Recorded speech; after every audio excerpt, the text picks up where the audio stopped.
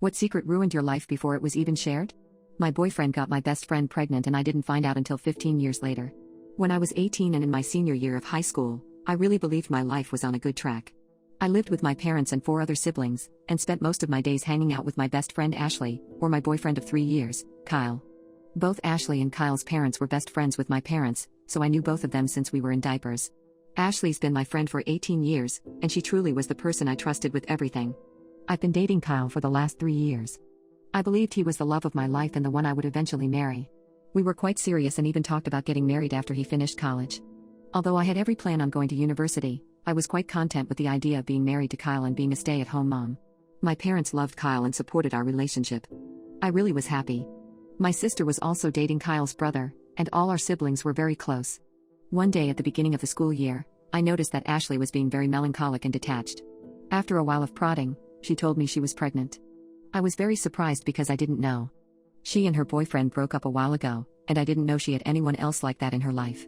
I asked her who the father was and she didn't want to talk about it, but in a way implied that the ex was the father. She was absolutely distraught, so I dropped the topic and just consoled her. I was with her when she told her family, and while her parents were disappointed, they promised to support her in whatever she decides. They tried to make her share the dad's name, but she refused and made me promise to stay quiet. I was there for her for the next 9 months. I went with her for an ultrasound appointment. I was there for her when she was bullied in school for being pregnant. I helped her set up the nursery.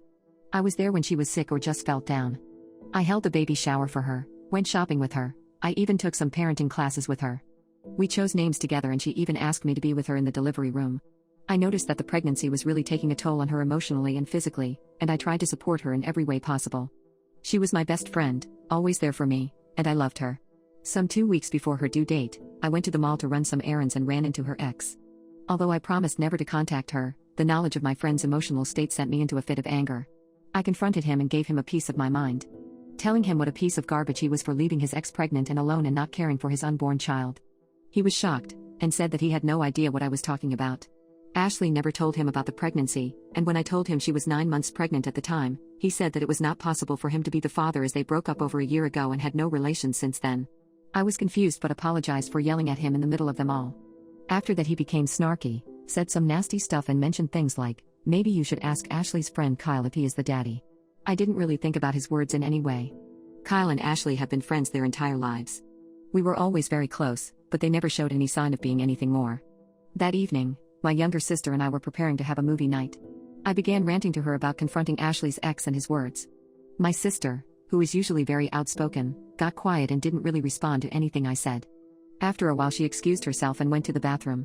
I decided to go and get some snacks and went downstairs to the kitchen when I overheard my younger sister berating my mother. I heard my sister tell my mom about me running into Ashley's ex, and what he had said. She told my mom she no longer wanted to hide from me the fact that Kyle was Ashley's baby's father. I was shocked, absolutely shocked. I stumbled into the kitchen and demanded an explanation. Both my mom and my sister became white as a sheet when they saw me, and my sister started crying her eyes out. My sister explained to me that during the end of the summer break, Kyle and Ashley attended the same house party, got intoxicated and slept together. Ashley got pregnant and told Kyle, but they were both too ashamed and afraid to tell me. They also didn't share this with their parents. Ashley, however, couldn't keep it a secret, and told her mom and dad, who told Kyle's parents, then later told mine as well. This all happened when Ashley was in her first trimester. By her second trimester, all of my siblings, and all of Kyle and Ashley's siblings, knew about this.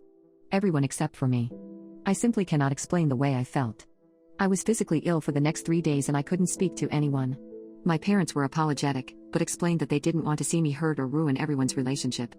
I did not speak with Kyle or Ashley, although they bombarded my phone with messages and calls and also came to my house. I refused to see them. At one point, Kyle's mom came to our house and my mom allowed her into my room. While I was lying in my bed, still ill and just emotionally drained from the betrayal, she tried to convince me to forgive them and how Ashley and the baby need me. I said nothing.